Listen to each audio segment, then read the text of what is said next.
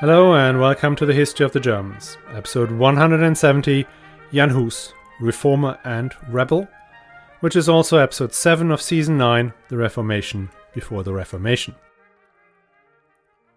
Quote, Master Jan Hus, preacher of the Holy Scriptures from the Chapel of Bethlehem, was also present at this council, who in his preaching continuously criticized and exposed the hypocrisy, the pride, the miserliness, the fornication, the simony, and all the other sins of the clergy, in order to bring the priesthood back to the apostolic life. He was immensely hated by these pestiferous clerics. This is how Laurence of Brezova introduced the great reformer and Czech national hero Jan Hus in his 15th century chronicle of the Hussite uprising.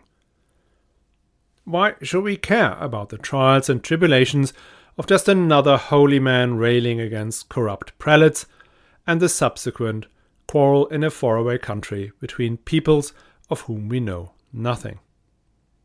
Well, that quote itself should be reason enough. It's from Neville Chamberlain's speech on September 27, 1938, weighing the importance of protecting Czechoslovakia against an expansionist Nazi Germany. But Jan Hus is interesting beyond his status as a towering figure in Czech history. When he came to Prague in 1390, he was just another ambitious young man from a modest background who wanted to rise up in the world on the back of intelligence and hard work. By the time that he left for his fate at the Council of Constance in 1414, he had been excommunicated, had been exiled, and unwillingly or willingly had become the face of a brewing revolt against king and clergy. This is a story about collapsing certainties and emerging truths, about individual beliefs and institutional order, about what the community of the faithful is supposed to be and who's in and who's out. And its tentacles reach deep into the next centuries. Now, before I let you meet Master Jan Hus and his fellow Bohemian reformers, I will subject you to a brief treatise on history podcasting. There are 3.5 million podcasts.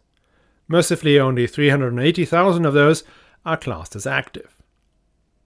But still, if you were inclined to give every one of these active shows a 5-minute listen, you would be listening all day, all night, for 3 years, 7 months, 11 days, 8 hours, and 45 minutes. And that is why so many great shows give up.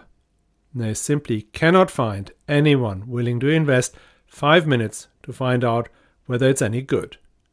So, how do people find podcasts? Simple. 30% of podcast listeners come to a show on a personal recommendation from friends and family. So, if you know anyone in your wider circle who may enjoy the history of the Germans, tell them about the show. I tell you, it makes a huge difference. As does the generous support of our patrons who've signed up on historyofthegermans.com/support. And this week we thank Ryan B., Mick, the fan of my singing voice, Mark G., Tim T. of Nightly Crusader Stock, Tia Reinwald, and CS. Okay, and then we have a few corrections. Last episode I said that Wenceslas IV was Sigismund's stepbrother. That was obviously wrong. They are half-brothers. An even more significant error was picked up by listener Raluca and some others. Vlad the Impaler, aka Dracula, was Mircea the Elder's illegitimate grandson, not his son as I stupidly claimed. And it was also not Mircea's honor, but Vlad's father's membership of the Order of the Dragon that brought about the nickname Little Dragon. I should just stop trying to pointlessly spice things up with random facts I picked up from secondary literature. I promise to do better next time, and I'm afraid I will probably fail again.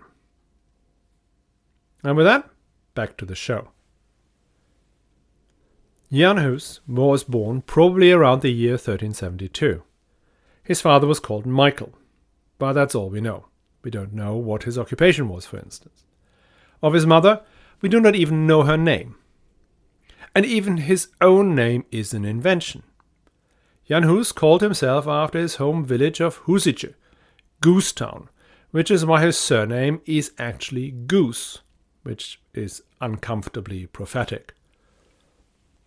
In 1390 he started his studies at the University of Prague. He would later say that he spent far too much time playing chess and that he occasionally participated in carnival processions. That is the medieval equivalent of running through a field of wheat. Reference for our British listeners, that was. For the rest of you, Jan Hus was a swot. That's not much of a surprise, given he was a poor boy from the provinces who was trying to get a job in the church. And that was an ambition he was certainly not alone in. After all, the church was one, if not the largest employer in a city like Prague, and many coveted a comfortable vicarage, or even better, just the income from a parish without doing anything. And he had come to the right place. Prague in 1390 was a city on the move. Thanks to the Emperor Karl IV's grand plans, his capital of Prague had grown from around 10 to 15,000 inhabitants to one of Northern Europe's largest cities with a population of nearly 40,000. Building work on the new town had begun in 1347, but was still ongoing in 1390. The emperor had endowed the new city's churches with some of the greatest pieces of his immense collection of relics. These included such items of reverence like a fragment of the staff of Moses, a finger of St. Nicholas, the head of St. Wenceslas, half a St. Sigismund, and the most venerated of them all, the breast milk of the Virgin Mary. These holy objects attracted pilgrims by the thousands, even tens of thousands. Praying before a holy relic was one of the few ways one could cut down the thousands and thousands of years in purgatory the average sinner had to endure. But it also attracted a lot of permanent residents who sought not just work and advancement, but also spiritual nourishment from the presence of so many objects of veneration. Prague had become a holy city, a second Rome, just as Karl IV had intended. The other major draw of the city, and the reason Jan Hus had come to the shores of the Vltava, was its university, the first to be founded in Central Europe. Thanks to the sponsorship of Karl IV and then even more significantly his son Wenceslas IV, it had become one of the great centers of learning in Europe. Students from the lands of the Crown of Bohemia as well as Germans and Poles came to train with some of the great doctors of theology and law. The purpose of the university had been twofold. One was simply to elevate the status of the city of Prague. If Paris, the capital of the French monarchs, had a university, well, then the home of the emperor needed one too. The other, more prosaic objective was to produce a class of well-educated bureaucrats and clergymen that could be deployed in the increasingly sophisticated management of the Bohemian state. As for Jan Hus, he was very much in the latter category. Organizationally, the University of Prague, like all medieval universities, was split into different nations. These nations were usually established along linguistic and cultural lines. In Prague, there were 4 of them: Bohemians, Bavarians, Poles, and Saxons. Since the Polish nation was mainly staffed with German-speaking Silesians, it meant 3 of the 4 nations were actually German-speaking, giving them dominance over the Czech-speaking members of the university. This situation at the university was then replicated across much of Prague. German-speaking immigrants had come on the invitation of King Ottokar II in the 1250s and had gradually obtained leadership positions in civil society. They dominated trading and manufacturing, as they did across much of Central Europe. The German-speaking merchants had developed efficient trading networks based on trust and cultural affinity, if not intermarriage. Goods and money moved across these networks comparatively efficiently based on a system of mutual trust and social control. We did a couple of episodes about that in the season on the Hanseatic League, particularly episode 119 if you want more detail on how these networks functioned. Access to the network was extremely difficult for anyone not speaking German and not being immersed in the culture. And competing against these networks as a sole trader was even more difficult. Beyond just trading, these German merchants also provided loans to the government and the church. These loans were secured by pawns, often estates, mines, and other money-generating assets, which then gradually shifted into the hands of this German-speaking upper merchant class.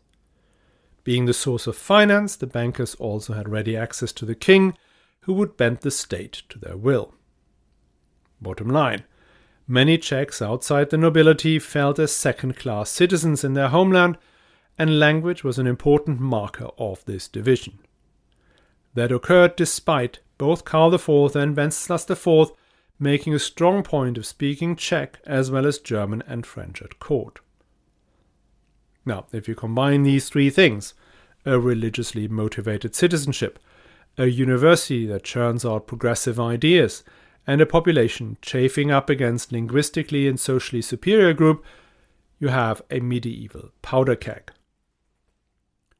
The long fuse that will ultimately explode the device was lit a long time before Jan Hus first set foot into the Golden City. It all began in a notorious brothel on a street called Venus Street. That is where John Milledge, a canon of St. Vite's Cathedral, who had some sort of religious epiphany, began dissuading the prostitutes from their illicit lifestyle and offered them shelter.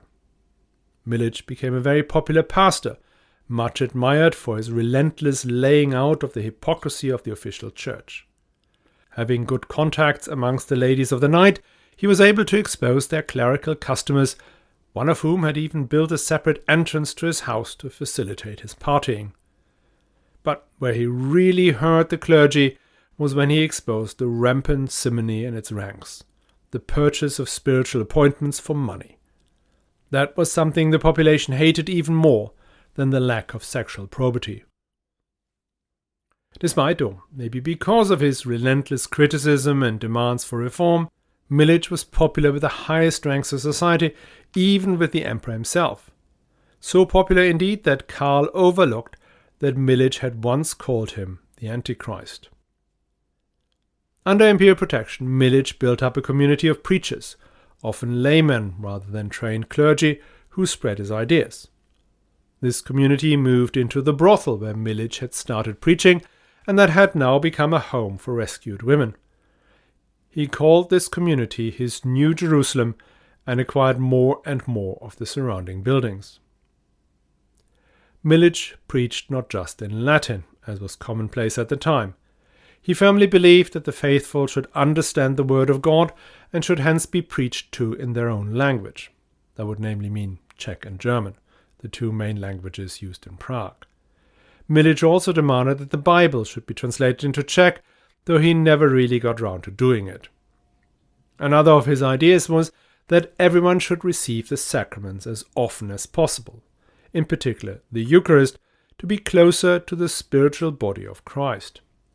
This whole focus on the spiritual body then led him to question whether all these dusty relics had any real relevance, and even the veneration of saints was, in his eyes, a distraction from the true faith. His community of the New Jerusalem did, however, not survive its founder's death in 1374, but his ideas continued to circulate. One of his disciples, a certain Matthew of Janov, pushed Milledge's idea even further. Milledge was another one of those ambitious men who had studied at university, in his case even at the famed University of Paris, and had returned to Prague in the hope of a plum job with the church. But that did not work out, and so instead he became a radical critic of the lucky ones who did obtain such offices. Matthew embraced Milledge's criticism of the worldly clergy, the focus on regular prayer, the Eucharist, and the use of the colloquial language. But by now the schism had happened, and many of the ideas we discussed in our episode about the impact of the schism on European thought had begun circulating. When he was in Paris, he witnessed the debates at the university about whether a church council was superior to the Pope, and by 1390 he had heard that the French church had subtracted itself completely from papal obedience. This terrified him, and he was looking for reasons why the church had ended up in such a calamitous place. And he zoomed in on the year 1200, when the church abounded in the greatest riches and glory, and when Magna Mulnia Formicaria, the whore of Babylon to you and me, took a seat upon the scarlet beast, and Antichrist extended his swollen body throughout the church. What he meant was the pontificate of Innocent III, the most powerful of the medieval popes and convener of the Fourth Lateran Council, and initial sponsor of Emperor Frederick II. Episode 75 if you're interested. According to Matthew of Janov, the primitive church of the apostles, who had been poor and had been dedicated to the people, had been distorted by Greek rules, Aristotelic justice, and Platonic sanctity. What he meant by that were the rules and regulations of canon law and scholastic theology that obfuscated the true faith and in the process made its practitioners rich and powerful. His opposition was against the lawyers who had taken hold of not just the papal administration, but the papal throne itself. Into this already febrile climate of anti-clerical, anti-papalist sentiment dropped the teachings of John Wycliffe. Wycliffe was an Englishman, a professor in Oxford, whose theories we've already encountered in episode 168. His thoughts travelled down to Prague through the entourage of Anne of Bohemia, the sister of Wenceslas and Sigismund, who had married King Richard II of England in 1382. Wycliffe's ideas poured oil in the fire of the Bohemian reform movement. Bohemian scholars would travel to Oxford and bring back treatises that members of the Prague University debated, translated into Czech, and adapted into their own thinking. They zoomed in on one particular element of Wycliffe's investigation, the question of what the church was. Now, the sanctioned view was that the church was the community of the faithful, and that Christ had put St. Peter in charge of this community when he said that Peter was the rock on which he built his church. And St. Peter had thereby inherited all of Christ's powers in the temporal world, to bind and to loose. And that power passed through him to every one of his legitimate successors. That was the justification for Gregory VII's claim that all monarchs are to kiss his feet and that he could depose them, even the emperor, and Boniface VIII's statement that there was no salvation outside the Roman Church. This quite stringent argument fell apart when the Western Schism appeared. We now have two popes, but only one could be the true successor of St. Peter. And as the schism progressed and the popes refused to yield, as we discussed, well, then the only viable solution was to call a church council that would then decide who was the true pope and depose all the false popes, which is what they did in 1409 in Pisa. Now, by doing this, the church council had claimed to represent the community of the faithful, the Holy Church itself, that ranked above the false and corrupt popes. Now, if these popes could be ousted on account of their sinful claim on St. Peter's throne, well, then they weren't members of the Holy Church anymore. Which leads to the next question, which is, who is a true member of the Holy Church? Well, that will only be conclusively revealed at the Last Judgment, when the faithful are admitted to heaven and the sinful are cast down to hell. That does not help, because we need to find out right here and right now who is one of the faithful and hence a member of the Holy Church, with a vote on who should be pope, and also who is a black sinner and can therefore be ignored. And that runs into a major problem. It would not just be preposterous, but outright blasphemous to preempt the final judgment by stating that, John was a faithful and Jack was a sinner.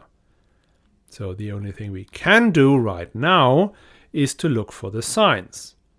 Well, someone whose demeanor and actions emulates the teachings of Christ, well, that person is more likely to be predestined to heaven, while someone living a dissolute life was more likely to end up in hell.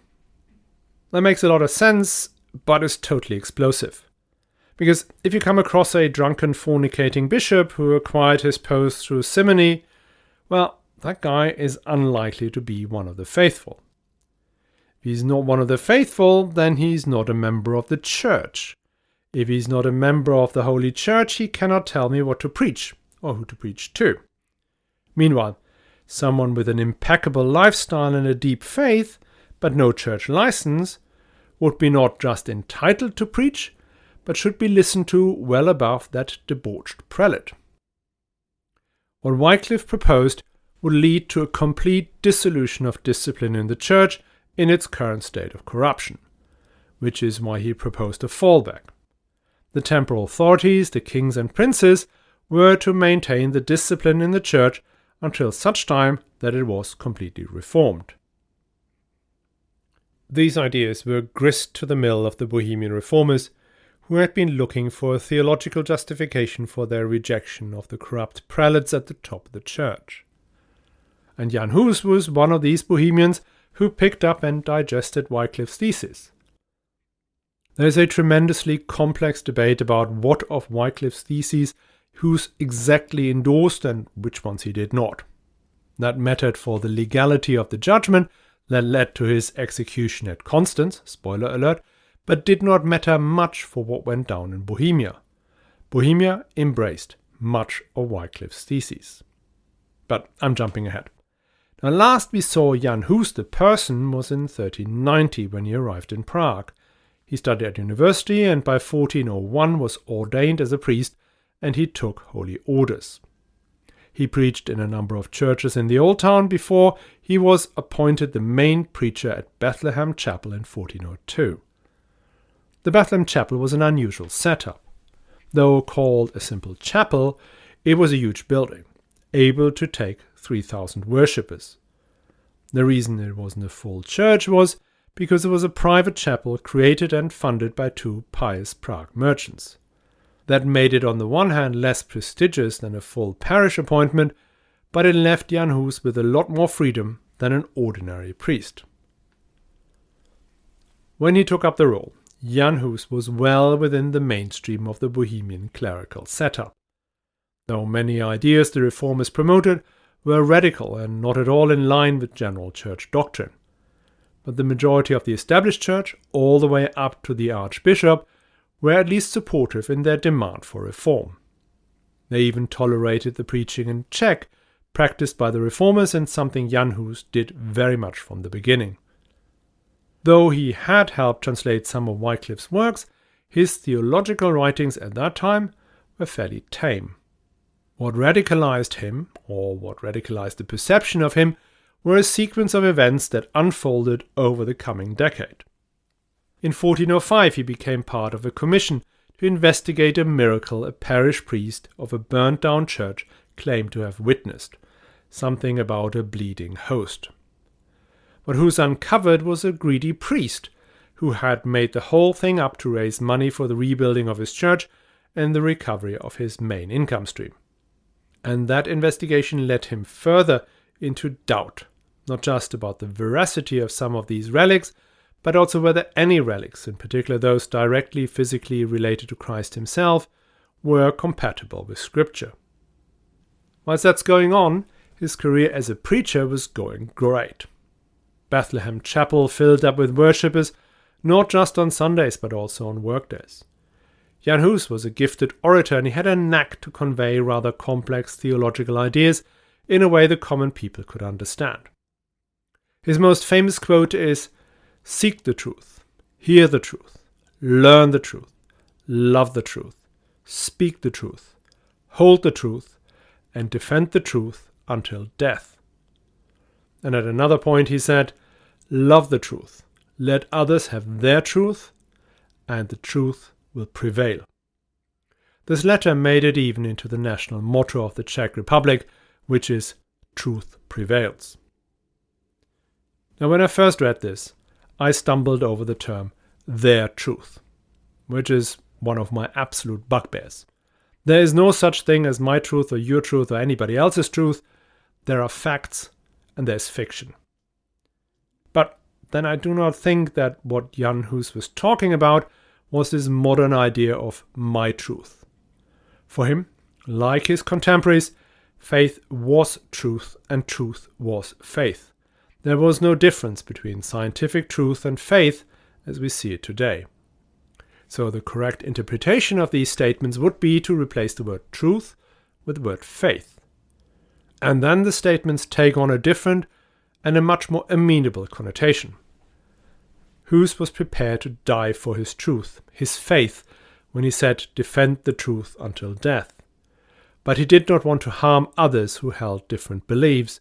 He demanded, "Let others have their truth," aka, let others have their faith, because he believed that in the end they would come round to his belief. And there's another one of his statements I really like. Quote, "From the very beginning of my studying, I made it a rule that whenever, in any matter, I heard a sounder viewpoint, I abandoned the one that I had, since I know well that we know far less than what we do not know." Or to say it with Keynes, "If the facts change, I change my opinion. What do you do?" So whatever whose teachings are later used for, he himself was definitely no fanatic. So I like that. And so it seems did many inhabitants of the city of Prague. And what they also liked was that he would celebrate the Eucharist almost every time, as Milic and his reformers had demanded. And that went straight against the Church's rules that limited the sacrament to only once a month. Jan Hus' response to this was, quote, "If ever a pope should command me to play on the flute, build towers, mend or weave garments, or stuff sausages, ought I not reasonably judge that the pope was foolish in so commanding?" End quote. So alongside his thriving pastoral activity, Hus kept a role at the university. He published further treatises which now incorporated more elements of Wycliffe's thinking. How much and how far away from the official doctrine these views were is again ultimately irrelevant. What mattered was that Hus was increasingly seen as one of the followers of Wycliffe. In 1409, tensions at the university boiled over. The Bohemians, who were the most numerous nation, kept getting voted down by the three German-speaking groupings. And this was not just a linguistic and a social conflict, but also a theological one. Whilst the Czechs embraced Wycliffe and became increasingly radical, the Germans stuck with the orthodoxy. And when it became clear that the squabbling parties could not reach any compromise anymore, they brought their case before King Wenceslas IV. By now Wenceslas had succumbed to full-on alcoholism, so it is unclear how much of the proceedings he really understood. But his wife Sophia was very much on the side of the Czech reformers. Plus, the crown needed the university's support, as they wanted to transfer their allegiance from the Roman Pope Gregory XII to the Pisan Pope Alexander V, and they couldn't be sure that the Archbishop was on their side. Now, the German nations at the university were leaning to the Roman Pope, whereas the Bohemians were prepared to take on the Pisan. So the crown passed a decree that from now on the Czech nation or the Bohemian nation's vote would count as much as the vote of the other three nations combined. That outraged the German-speaking nations, and they simply walked out. Many of these doctors and students left for the recently founded universities of Leipzig and Heidelberg, which propelled these schools up the European academic rankings, whilst the University of Prague turned into a more provincial institution catering for Bohemians only. What also happened was that the king appointed Jan Hus as rector of the university. And since the university was now free to embrace Wycliffe's theories even more fully, Jan Hus, as its rector, became the face of Wycliffe's theories in Bohemia, irrespective of whatever his personal conviction was. Over the next 3 years, the university doctors embraced more and more radical ideas, and that triggered a backlash by the Archbishop, who referenced 45 Wycliffian theses that have been declared heretic. In this debate, the king sided again with the reformers against the Archbishop. This time, it was mainly for monetary reasons. In the tradition of Matthew of Janov, the reformers supported the idea that the king should not only maintain discipline in the church, but should also cleanse it from the swollen body of Antichrist, aka take away all the church's lands and estates. And that was exactly what Wenceslas did. he took the reins of the church, forced the archbishop into submission, and diverted the church funds into his own pocket. This alliance between king and reformers fell apart, as one would expect, over the same thing that had kept it together before: money. The new Pisan Pope, John the 23rd, had declared a crusade against King Ladislaus of Naples, the one who had attempted to take the crown of Hungary from Sigismund and whose father had died trying. Now, to fund this most Christian effort, John the 23rd was selling indulgences all across the lands of his obedience, including Bohemia. Now, as we mentioned in episode 168, indulgences had become key to papal finances now that the church was split into three and many obediences had regularly refused to pass through tithes and other incomes. The indulgences of 1412 were so egregious they truly shocked Jan Hus. Already deeply skeptical of saints and relics, this blatant money grab pushed him over the edge. He equated John the 23rd with Antichrist and declared all prelates selling these papers corrupt. And when he found out that Wenceslas was supporting the indulgences because he had been promised a cut of the profits, well, then he condemned his king as well. The Pope reacted immediately and excommunicated Hus, as you would expect. The king was still more interested in continuing the cooperation and first tried to calm him down. But Hus kept preaching against the indulgences. He called the archbishop a simoniac, which is true, and just generally turned from a useful tool of royal politics to a genuine nuisance. After Wenceslas had tried several times to get Hus back on side, he sent a brutal message. 3 of Hus' young supporters had protested against the selling of indulgences and had stopped the partners from going about their business. The king had them arrested, and the next day he had them hanged. Meanwhile, the Pope had declared an interdict over the city of Prague, banning all church services and sacraments as long as Jan Hus was allowed to preach. That was too much to bear for Jan. To protect his friends and fellow citizens, he went into exile. In the following 2 years, 1412 to 1414, he did write like a man possessed. He published no fewer than 15 books, the culmination of a previous decade of thought. The most important one of those was De Ecclesia, about the church. There he compared the church to a field where wheat and weeds grow together. But only the wheat, the good parts, belonged to the actual church. And if the church itself was unable to pull out the weeds, well, then it falls to the king to do that, and if the king was unwilling or unable to do it, it was down to the laity to clean up the field. And since most of the weed, the corruption in the church, stemmed from the property they had obtained over time, well, that should all be given over to the secular authorities. Now this is where the rubber hit the road. Dietrich von Niem, a German chronicler, called Hus' ideas as great a threat to Christendom and papal power as the Quran. And it was this book, De Ecclesia, that the judges in Constance used most extensively to prove the heresy of Jan Hus. So it was these writings, but even more the relentless persecution by the church, that made Jan Hus the face of the Bohemian dissent. A dissent that was about to tip over into revolt. As early as 1412, pamphlets were circulating that mixed religion with violence. They declared that all those intended to be Christian were to take up swords and be prepared to wash their hands in the blood of God's enemies. Jan Hus, they declared, was no longer a timid goose, but a ferocious lion prepared to confront the papal Antichrist and all its wickedness. There is no evidence that Hus endorsed or encouraged such talk, nor is there evidence that he made an effort to stop it.